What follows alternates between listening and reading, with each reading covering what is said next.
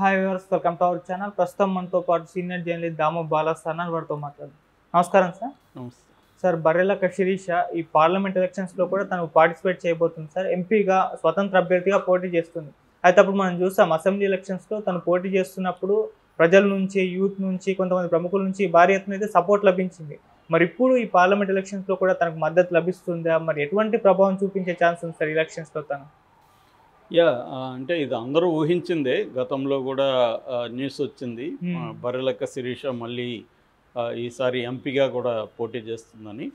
ఆమె గతంలో కూడా పోటీ చేసింది ఎమ్మెల్యేగా పోటీ చేసి దాదాపు 5,754 ఓట్లు ఆమెకి వచ్చాయి కొల్లాపూర్ నుంచి. సో ఇప్పుడు ఎంపీగా ఆమె కంటెస్ట్ చేస్తుంది. సో నిన్న ఆమె కలెక్టరేట్కి వెళ్ళి నామినేషన్ వేసింది. సో ఈ సందర్భంగా మీడియాతో మాట్లాడింది. ఆమె మీడియాతో కొన్ని విషయాలు పంచుకుంది. అందులో ప్రధానంగా ఏంటంటే, మళ్ళీ తను ఎందుకు వేస్తున్నా అంటే, నిరుద్యోగ సమస్య కోసమే నేను అప్పుడు నిరుద్యోగ సమస్యను హైలైట్ చేయాలి అనే ఉద్దేశంతోనే వేశాను. నేను ఒక నిరుద్యోగుల ప్రతినిధిగా ఆ పని చేశాను. ఎందుకంటే నాకు కూడా ఉద్యోగం రాయలేదు, నాకు ఈ నోటిఫికేషన్ రాలేదు. అందువల్ల నేను జాబ్స్ తెచ్చుకోలేకపోయాను. కాబట్టి నేను బర్రెలు మేపుకున్నాను. సో వాళ్ళకు ఒక ప్రతినిధిగా, ఎందుకంటే ఎంతోమంది ఆత్మహత్య చేసుకున్న నిరుద్యోగులు, ఎగ్జామ్స్ పేపర్ లీకేజ్ కావడం ఇవన్నీ. సో దానివల్ల నేను వేస్తాను అని చెప్పింది. దాంతో అప్పట్లో ఏంటంటే, బిగినింగ్లో ఆమెకి ఏం పెద్ద ఎవరు కూడా సపోర్ట్ రాలేదు. మెల్లగా కొంత స్టూడెంట్ యూనియన్స్ నుంచి, నిరుద్యోగ సెక్షన్ నుంచి ఆమెకి మద్దతు రావడం మొదలుపెట్టింది. అది మెల్లమెల్లగా వచ్చి స్ప్రెడ్ అయింది బాగా. ఓకే. చివరకు ఐలై లాంటి వాళ్ళు వచ్చి ప్రచారం చేశారు. తర్వాత జేడి లక్ష్మీనారాయణ ఆంధ్రప్రదేశ్ నుంచి వచ్చి ఆయన ప్రచారం చేశారు. అట్లాగే కృష్ణారావు పాండిచ్చేరి ఎక్స్ మినిస్టర్, ఆయన అమ్మాయికి దాదాపు 6 లక్షలు డబ్బులు ఇవ్వడంతో పాటు ఆయన ప్రచారం చేయడం అవన్నీ కూడా చేశారు. సో దాదాపు అప్పట్లో కొన్ని కోట్లు వచ్చాయి ఆమెకు ఫండ్ అనేది పుకారు జరిగింది. దాని మీద కూడా ఆమె సమాధానం ఇచ్చింది. నాకు 20 లక్షల ఫండ్ వచ్చింది, అందులో ఎలక్షన్కి కూడా మ్యాక్సిమం ఖర్చు పెట్టాను. సో నాకేమీ మీరు అనుకున్నంత డబ్బులేమి రాలేదు అనేది కూడా ఆమె చెప్పింది. సో మేబీ అది ట్రూ కూడా అయి ఉండొచ్చు, ఎందుకంటే అంత పెద్ద ఫండ్ ఇచ్చేసే పరిస్థితి కూడా ఏం లేదు ఇవాళ. సో ఏదేమైనా ఆమెకి కొంత సపోర్ట్ అయితే వచ్చింది. ముఖ్యంగా మీడియాలో హైలైట్ అయింది బాగా. బర్రెలక్క అంటే వెరీ సెలబ్రిటీ అయిపోయింది, మీడియా సెలబ్రిటీ. అయితే మీడియా సెలబ్రిటీ అయిందే కానీ దాని నుంచి ఆ అమ్మాయికి పెద్ద ఆఫర్లు రావడం కానీ అవేమి జరిగినట్టుగా మనకు కనబడలేదు. అంటే అదే ఎగ్జాంపుల్ మనం కుమారి ఆంటీకి ఇస్తే, కుమారి ఆంటీ కొంత సీరియళ్ళల్లో అక్కడ ఇక్కడ వెళ్తుంది. ఈమెకి అటువంటి ఏమీ కలగలేదు. మధ్యలో 1-2 పిలిచారు షోలకు, కానీ పెద్దగా రాలేదు. మరి దానికి ఒక కారణం చెప్పేది ఏంటంటే, ఈ అమ్మాయి తర్వాత మీడియాకు దూరంగా ఉండమని జేడీ లక్ష్మీనారాయణ సలహా ఇచ్చాడని, అందుకని ఈమె దూరం అయిపోయిందని అనేది కూడా కొంతమంది అంటున్నారు. ఏదేమైనా ఆమె మీడియాకి కొద్ది రోజులు అబ్స్కాండ్ అయిపోయింది, ఒక రకంగా అజ్ఞాతంలోకి వెళ్ళిపోయింది మీడియాకు దొరకకుండా. దానివల్ల కూడా ఆమెకు ఆపర్చునిటీస్ రాకపోయిండొచ్చు. ఎందుకంటే మనకి ఫ్రేమ్లో ఉంటేనే జనం గుర్తిస్తారు. ఫ్రేమ్ అవుట్ ఆఫ్ ఫ్రేమ్ అయ్యిద్దంటే out of sight is out of mind అని పాత సామెత ఉంది. సో ఫ్రేమ్ నుంచి బయటికి వెళ్తే మన మైండ్లో నుంచి కూడా బయటికి వెళ్ళిపోతారు ఇవాళ ఉన్న సోషల్ మీడియాలో. ఇది ఎందుకంటే చాలా వేగంగా ఉంటుంది, ఎవరిని ఎప్పుడు పైకి లేపుతుంది, మళ్ళీ ఎవరిని పక్కన పెట్టేస్తుంది వాళ్ళకి కూడా తెలియదు, లేపే వాళ్ళకి కూడా. ఇది అలాగా ఒక ర్యాండమ్ వేరియబుల్ దీంట్లో జరుగుతూ ఉంటుంది అన్నమాట.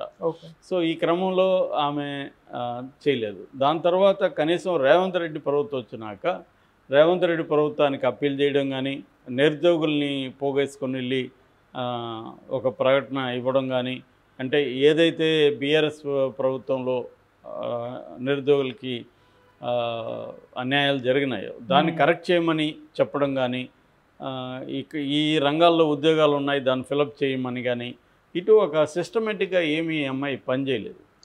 అంటే ఒక ఎన్నికల్లో పోటీ చేయడం తప్ప నిరుద్యోగుల కోసం అంతకుముందు కూడా ఏమీ చేయలేదు అమ్మాయి. ఏ రకమైన ఉద్యమాల్లోకి పార్టిసిపేట్ కాలేదు, ఏ రకంగా ఇప్పుడు ఆ అమ్మాయి ప్రవళిక ఆత్మహత్య చేసుకుంది, ఆ టైంలో కూడా ఈ అమ్మాయి వెళ్ళి కానీ మాట్లాడడం కానీ ఏమీ చేయలేదు. కనీసం ఒక వీడియో కూడా దాని మీద పెట్టలేదు. అంటే ఈ అమ్మాయి ఎక్కడా కూడా నిరుద్యోగ సమస్యల మీద ఇటు సోషల్ మీడియాలో కానీ ఇటు బయట ప్రజాక్షేత్రంలో కానీ ఈమె పనిచేసినట్టుగా ఎక్కడ ఏమీ దాఖలాలు లేవు. ఓకే. సో ఓన్లీ ఏంటంటే ఎలక్షన్ టైంలో ఒక సెన్సేషన్ లాగా వచ్చింది. దాని తర్వాత కూడా సైలెంట్ అయిపోయింది.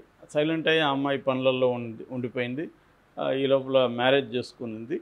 సో అది ఆ మ్యారేజ్ చేసుకున్న తర్వాత మాత్రమే ఆ మ్యారేజ్తో ఆమె నిశ్చితార్థం కూడా మీడియాకి దూరంగా ఉండింది.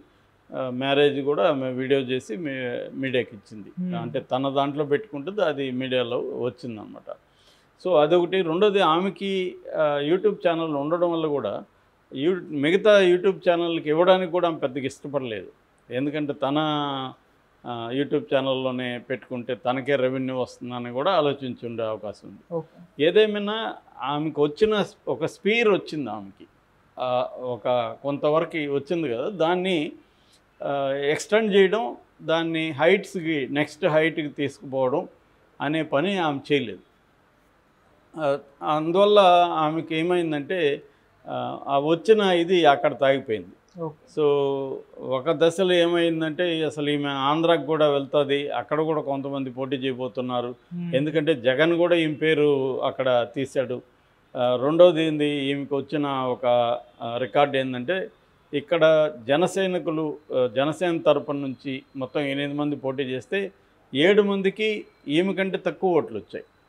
మళ్ళీ పవన్ కళ్యాణ్ ప్రచారం చేస్తే కూడా ఆ రకంగా దీన్ని జగన్ కూడా అక్కడ హైలైట్ చేశాడు. సో ఈమె ఇన్స్పిరేషన్తో అక్కడ కూడా కొంతమంది పోటీ చేయబోతున్నారని వచ్చింది, కానీ అదంతా మళ్ళీ అక్కడ ఆగిపోయింది. అంటే ఇదేదో వన్ ఆఫ్ ఏ కైండ్ అంటాం, అంటే ఏదో ఒకసారి అలా వచ్చి మాయమైపోయినట్టుగా ఈ అమ్మాయి మాయమైపోయింది. ఇప్పుడు మళ్ళీ ఎంపీగా ఆమె నామినేషన్ వేసింది. ఇప్పుడు మళ్ళీ అలాంటి మద్దతు వస్తుందా అంటే నాకైతే ఇప్పటివరకు అటువంటిది లేదు. ఎందుకంటే ఇంక 20 రోజులు కూడా ఎన్నికలు లేవు. సో ఇప్పటికిప్పుడు ఆమెకి ఇటువంటి మద్దతు వచ్చే అవకాశం అయితే కనిపించలేదు. ఎందుకంటే ఈమె మీద ఏదో హోప్ పెట్టుకున్నారు. ఈమె నిరుద్యోగులు వేసిందంటే నిరుద్యోగులందరికీ కూడా ఒక హోప్ వచ్చింది, నిరుద్యోగుల్లో నిరాశ నిస్పృహలు ఉన్నాయి, బీఆర్ఎస్ మీద వ్యతిరేకత ఉంది. ఈ అట్మాస్ఫియర్ అంతా, ఈ ఎన్విరాన్మెంట్ అంతా, సోషల్ ఎన్విరాన్మెంట్ పనిచేసింది అప్పుడు. ఇప్పుడు ఏంటంటే ఆ ఎన్విరాన్మెంట్ లేదు. కాంగ్రెస్ వచ్చింది, మెగా డిఎస్సి అవన్నీ పెడతానని చెప్తుంది. సో కాంగ్రెస్ కొన్ని ఉద్యోగాలు ఇచ్చానని క్లెయిమ్ చేసుకుంటుంది. సో ఇలాగా ఇప్పుడు ఏంటంటే బీఆర్ఎస్ ప్రభుత్వం మీద ఉన్నంత వ్యతిరేకత కాంగ్రెస్ ప్రభుత్వం మీద లేదు. ఇంకా టైం ఉందన్నమాట. సో అందుకని ఈ నేపథ్యంలో ఈమెకు నాకు తెలిసి అసెంబ్లీ ఎన్నికల్లో వచ్చిన మద్దతు కావచ్చు, డబ్బు కావచ్చు, అవన్నీ వచ్చే అవకాశం లేదు. మరి ఆమె ఏమీ ఆశించి ఇది చేస్తుందనేది తెలీదు. సో నిరుద్యోగుల తరపున అంటుంది, కానీ ఓన్లీ ఎలక్షన్లో మాత్రమే కనబడితే లాభం లేదు. ఎందుకంటే ప్రజల్లో తిరగాలి. అప్పుడు కనీసం ఆ మాత్రం ఓట్లు వచ్చాయంటే కొంతవరకు దళిత సెక్షన్లు కావచ్చు, యూత్ కావచ్చు, నిరుద్యోగులు కావచ్చు, చదువుకుంటున్న పిల్లలు కావచ్చు, వీళ్ళంతా ఐడెంటిఫై అయ్యారు. ఎక్కడెక్కడి నుంచి వచ్చి ప్రచారాలు చేయడం ఇవన్నీ కొంత పనిచేసింది కాబట్టి ఆ మేరకు ఓట్లు వచ్చాయి. ఇప్పుడు ఆ మేరకన్నా వస్తాయా అనేది డౌటు. రెండవది, ఆమెకు ఇంతకు ముందులాగా ఈ సెక్షన్స్ మళ్ళీ వెళ్ళి ఐలే వెళ్తాడా? జేడీ అయితే వెళ్ళడు, ఎందుకంటే ఆయనకు అక్కడ పార్టీ పెట్టుకున్నాడు. సో కాబట్టి ఆయన రాడు. ఇంకెవరు వస్తారు? కృష్ణారావు కూడా నాకు తెలిసి ఇప్పుడు మళ్ళీ వస్తాడని నేను అనుకోవట్లేదు. ఎందుకంటే వీళ్ళకి ఏదో హోప్ వచ్చింది. ఒక అమాయకంగా ఎంఐ ఫైట్ చేస్తుంది, మనం చాలా నాలెడ్జ్ ఉండి కూడా ఒక రకమైన పెసిమిజంతో సైలెంట్గా ఉండిపోయినాం కేసీఆర్ రిజైమ్ మీద అనేది వచ్చింది. కేసీఆర్ ఓడిపోయాడు. ఓడిపోయినాక ఇప్పుడు రేవంత్ రెడ్డి ప్రభుత్వం మీద ఆ స్థాయిలో లేదు. ఎందుకు లేదంటే ఆయన 4 నెలలు అయింది, ఈ లోపల ఎన్నికల కోడ్ వచ్చింది. ఇంకా చేయాలనుకున్నవి చేస్తారా లేదా తెలియడానికి ఇంకొక 3-4 మంత్స్ అన్న మినిమం వెయిట్ చేయాలి కదా.